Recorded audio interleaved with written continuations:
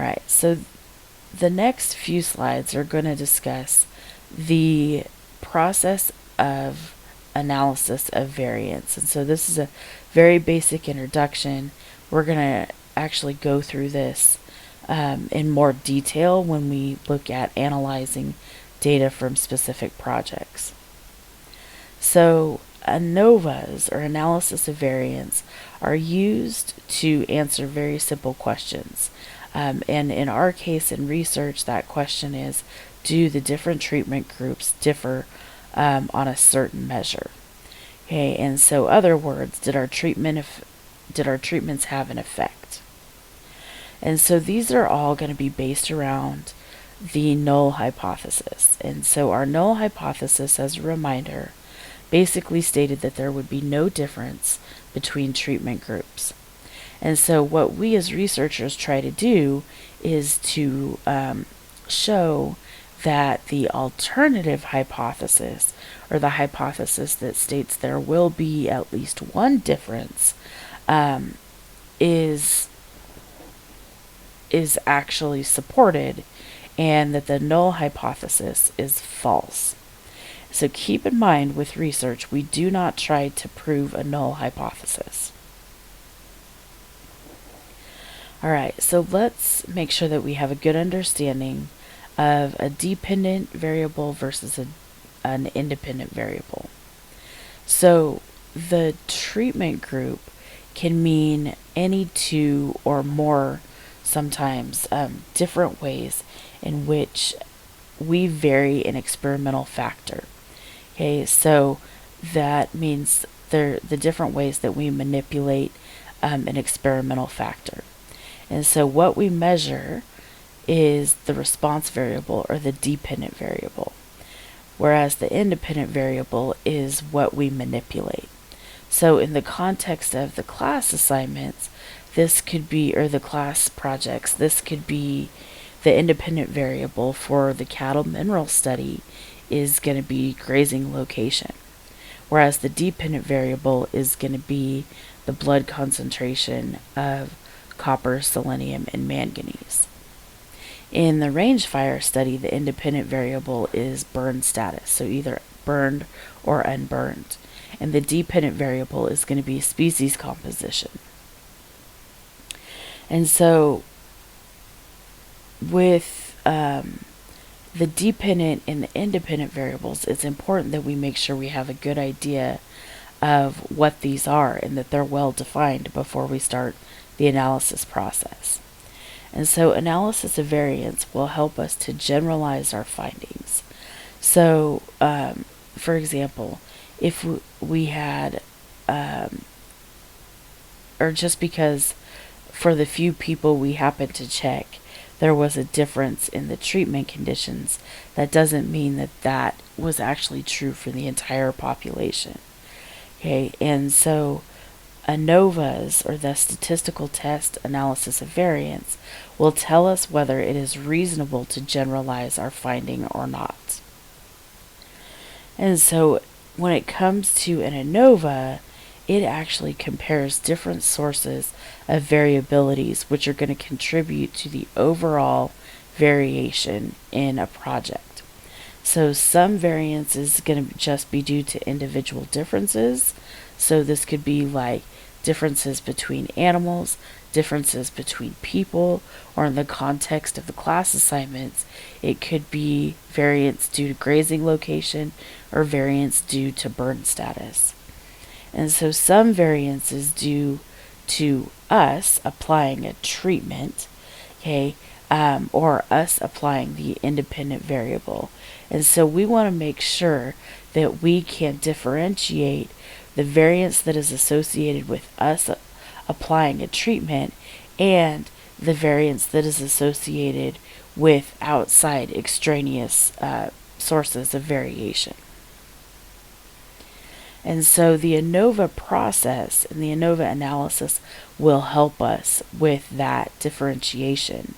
And we do that by basically calculating two main statistics. And so the first one is a us measuring how much of the variability is due to those outside factors when we look at like how much people within one treatment differ, or how much copper levels differ among our among all areas in Northern California. Okay, so this is going to be within one, sorry, I got confused. So that mineral example is not a good example. So the error term that we're going to calculate as part of the ANOVA analysis is going to be a measure of how much variability is associated with outside factors within one treatment group.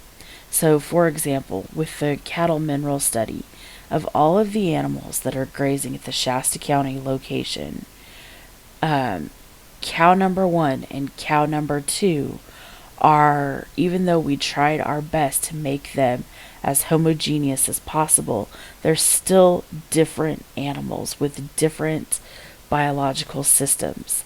And so their copper levels and their mineral levels and their magnesium levels still have the ability to differ, even though they're all grazing at the same location, they're of similar breed, and of the similar management.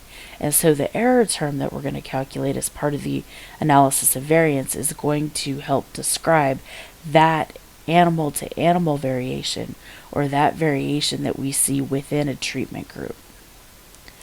The second statistic that we're going to calculate, which is really going to start getting at our research question, is how much variability there is due to the manipulated factor, or our treatment groups.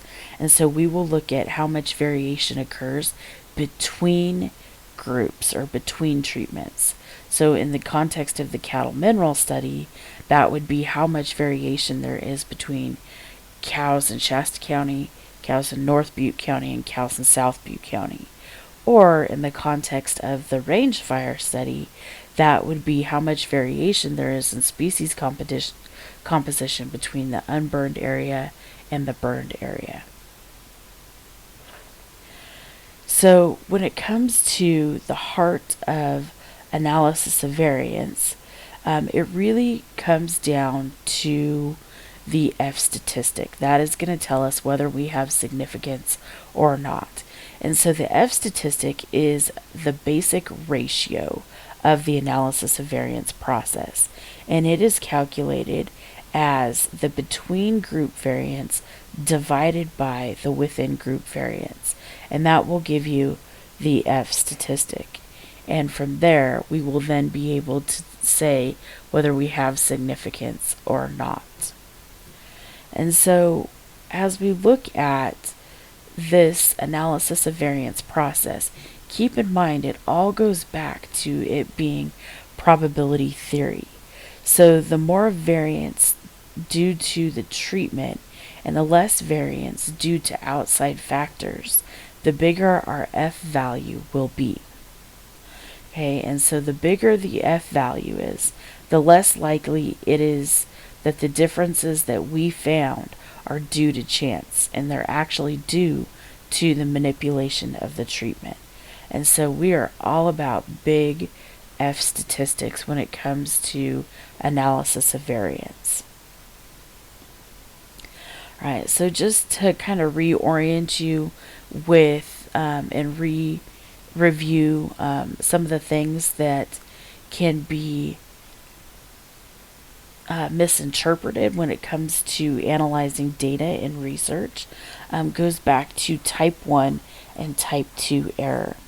So for example, in this figure here, over on the left hand side, we have the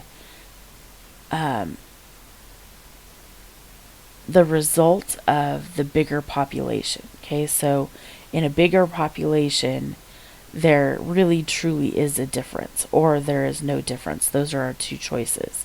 And then our sample population that we're actually conducting the research on and collecting data on, there can be one of two outcomes there. we either observe a difference or we do not observe a difference. And so if what occurs out in the greater population is what we found in our sample or in our specific research study, then that is a best case scenario, right? However, if we detected no difference in our study, but a difference actually does occur in the greater population, then what we just committed is type 2 error.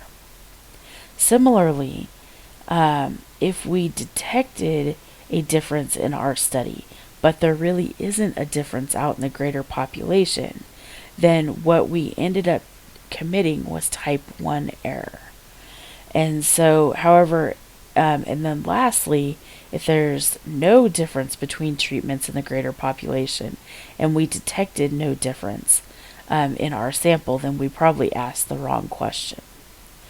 And so when it comes to probability theory and a statistical analysis or data analysis, like using analysis of variance, we try very, very hard to control type 1 error.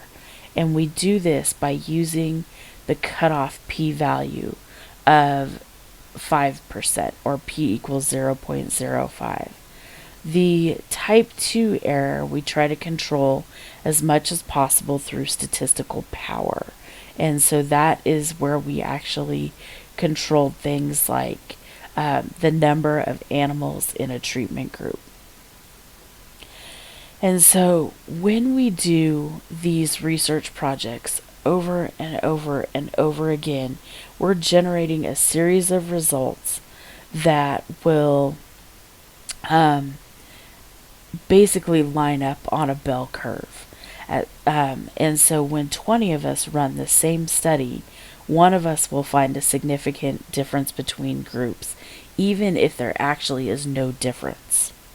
And so it's just all comes back to probability theory. And so in the next series of slides, let's work through an example.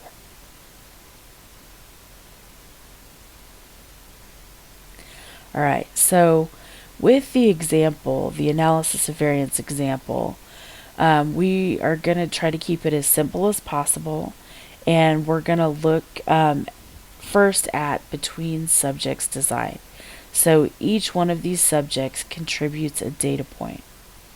So to give you some background on this study in this scenario, we have several things that we need to make sure that we understand. So first of all, our research question is, we want to know whether taking a linguistics class affects our grammar judgments. Okay, so just taking more language classes make us a better user and are a better user of grammar. And so to test this theory, or to test this hypothesis, we are going to use two groups.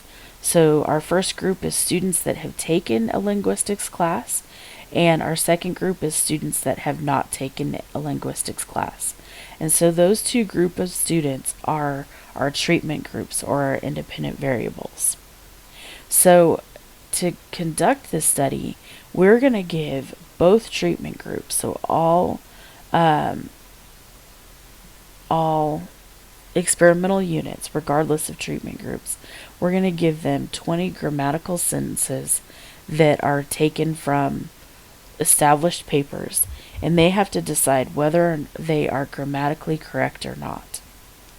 And so the dependent variable here is going to be the number of sentences that they find grammatical errors in.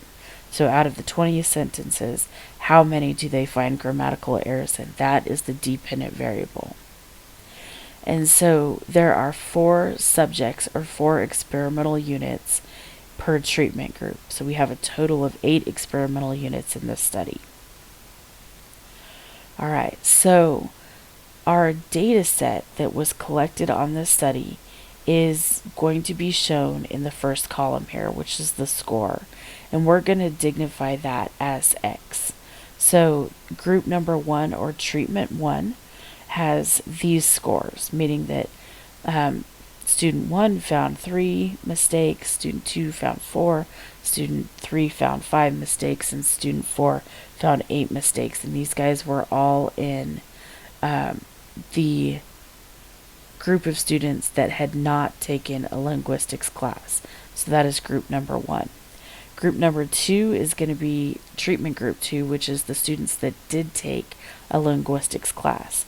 And so experimental student number 1 in group 2 found 13 mistakes, so did student 2, student 3 found 16 mistakes, and student 4 found 18 mistakes. Alright, so the raw data here is in this first column, and it's designated by score. So our next step when calculating or when doing an analysis of variance is to find the total sums of squares. So to do that, we take the individual score and subtract it from the overall mean. So the overall mean is going to be the mean of all the response variables. So all of those from group 1 and all of those from group 2. And so our mean here, if you went through and calculated it out, would be 10. And so we would take, for each individual row here, we would take the score minus 10. And in the second column is the value or the sum of that figure. So 3 minus 10 is negative 7. 4 minus 10 is negative 6. 5 minus 10 is negative 5. 8 minus 10 is negative 2. 13 minus 10 is 3. 16 minus 10 is 6. 18 minus 10 is 8. So the first step is to subtract the raw score from the overall mean. The next step in the third column here is where we square this number. And so we square this number to start to be able to look at whether a difference between treatments actually exists, because it makes the numbers bigger and bigger to look at. It also gets rid of the negative values. So negative 7 squared is positive 49. Negative 6 squared is positive 36, and so on. So once we get the numbers squared, our next step is then to look at total sums of squares. And so total sums of squares, or TSS, is going to be where we add up all of the squared values for treatment 1 and treatment 2 together. And so if you do that, you get a total of 232 for the total sums of squares. The next step is to go back and add up the total sums of squares for treatment 1, which is 114, and then add up all the sums of squares for treatment 2, which is 118. And so if you add up 114 and 118, a really good check is that it adds up to 232, which is the total sums of squares. All right, so now as we look at variance, which is the whole point of this analysis process, it's called analysis of variance, we get something very, very close to the mean of the sums of squares by dividing the sums of squares by the degrees of freedom. And so the next step is to calculate the variance. So we've already calculated sums of squares, so now let's calculate variance. And variance can be denoted as MS in an ANOVA table. And so here, the way that we determine variance, or MS, is by taking the sums of squares and dividing it by the degrees of freedom. So the total sums of squares from this previous slide here was 232. And so the total degrees of freedom is going to be the total number of experimental units in this study, which would be 8 minus 1. And so 8 minus 1 is going to be 7. So we're going to divide 232 by 7 to get a product of 33.1. So the variance for the treatment group is going to be 33.1. All right. The next step is to really look at standard deviation. And so when we get something close to the something very close to the mean distance of the data points from the overall mean by taking the square root of variance. So if variance is 33.1 as just calculated in the previous slide, the standard deviation is going to be the square root of that number, or in this case 5.8. And so now we have the first set of data that we really need to build an ANOVA table, and that ANOVA table will fill in at the end. And so the next step is then to look at more sums of squares. So we have calculated the overall variance, but we still don't know how much of that variability occurs within a group versus what occurs between the groups. And keep in mind, our research question is really aiming at how much variability occurs between treatment groups. So that is our next step, is to calculate the variability within the group sum of squares and then between the group. So the first step here is to assess how much variability we have within the group of the sums of squares. And so again, our data is set up very similarly to before, where we have the raw data in the first column, and instead of subtracting the raw data points from the overall mean of 10, we are now going to calculate a group mean for each individual group. So that is where we would take the average for this group and subtract it from each individual data point. So for group number 1 here, the mean is going to be 5, and for group number 2, the mean is going to be 15. So for group 1, when we subtract 3 minus 5, we get negative 2, 4 minus 5, negative 1, and so on. And then for group 2, when we take 13 minus 15, we get negative 2, and so on. And then the next step is to square those values. So minus 2 squared is 4, and then we're going to do the same thing for group number 2. Once we square the values, we can go back and total those sums of squares for group 1 and group 2 individually, and then we can add them together. So the total within group sums of squares is 32 in this case. The next step is then to look at the between group sums of squares. And so this is where we really start to get to the question of do we have a difference between treatment groups? And so to do this, our raw data is still in this first column, and we are going to calculate a group mean, which we did in the previous slide. And so the group mean for group 1 was 5, group mean for group 2 was 15. And then we are going to generalize every single individual data point by subtracting the group mean from the overall mean. And so the group mean is going to be 5 for every individual data point. Okay, and so we're going to subtract 5 from the overall mean, which was 10. And so 5 minus 10 is negative 5 for all 4 individual groups. And then for group 2, our group mean was 15 for all experimental units, and the overall mean was still 10, so 15 minus 10 is a positive 5. The next step is to square those individual values and then to total them up down here at the bottom. So for group 1, we get 100 total sums of squares.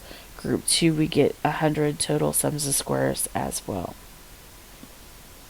So once we have total our between group sums of squares, we can then start to bring all of this information together. So what you may have noted is that the total sums of squares is the sum of the within group and between group sums of squares. And so that total sums of squares here is going to be 200, and it's the result of the group 1 and the group 2 sums of squares. And so we can use all this information to calculate the F ratio, which, if you recall from the beginning of this lecture, is the whole point of the ANOVA. And so we have almost everything we need at this point. We just need to calculate the F ratio. And so, we just need to calculate the within group and between group variance. So to do that, the variance within the group is where we would take that sums of squares, or the total sums of squares divided by n minus 1 n minus 2 for the group, because we have 2 treatment groups. So a total of 8 individual experimental units, but 2 treatment groups. So it's n minus 2 here, and that'll get a total of 5.33. To calculate the between group variance, we're then going to take the total sums of squares, or 200, divided by 1, because the total number of treatments was 2. 2 minus 1 is 1, and that'll give us 200. So to calculate the F ratio, we will then take the between sums of squares variation and divide it by the within variation. So 200 divided by 5.33 gives us an F statistic of 37.5. So the next step is to then take this F statistic and compare it to the p-value. And so this F statistic tells us how likely it is that you would have ended up with this F value by chance. And so this is going to depend on how many experimental units you ran, what your conditions were, etc. And so you could look this up in an F table, but any computer program is actually going to give you the desired p-value. But since we're calculating this by hand, we'll look at an F table here in just a few minutes so you know how to read that. Alright, so when this comes, now that we've been through the analysis of variance, we really have to keep in perspective what are the odds of this research project giving us results that were significant. And so we have to imagine that our study has been run a large number of times. Even if there was no difference, every once in a while, every time we ran one of these studies, you would get a high F value just simply by chance. And so the F table is going to tell us how likely that is to happen. And so one of the ways that we can actually look at this is by looking at the F values that one would get for running a study over and over and over again. If we graph that out, it would actually graph as a normal bell curve. And so the p-value will tell us the probability of having found a difference, even though there isn't one really present.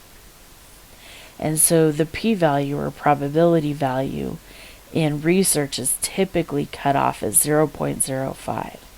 And so that really means that we are 95% sure that our result did not come about by chance. It actually came about because of the manipulation that we implemented with the treatment.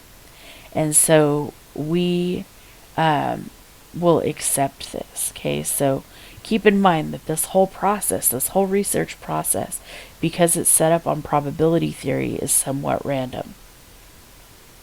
And so these next series of slides just has this formulas for the ANOVA analysis. And so our variation is calculated as the sums of squares divided by degrees of freedom. Standard deviation is the square root of the variance.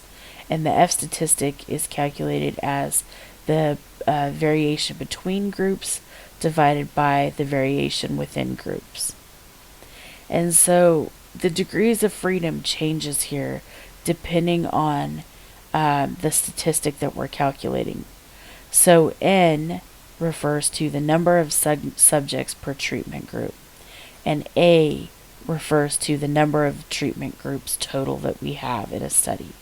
So in this linguistics study, we had a total degrees of freedom of 7 because we had 2 treatments times 4 experimental units per treatment. So 2 times 4 is 8, minus 1 is 7. So the total degrees of freedom was 7 in this study.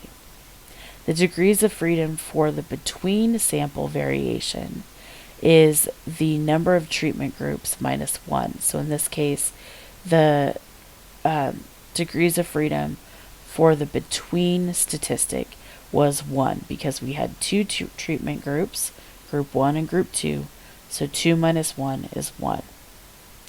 And then the degrees of freedom for within the variability statistic is the number of treatment groups that we have multiplied times the number of experimental units we had minus 1. And so the degrees of freedom total is going to be the sum of the between and within the degrees of freedom. So just a couple of quick comments. When we are designing our study, we usually use within subject designs to make sure that we see every condition.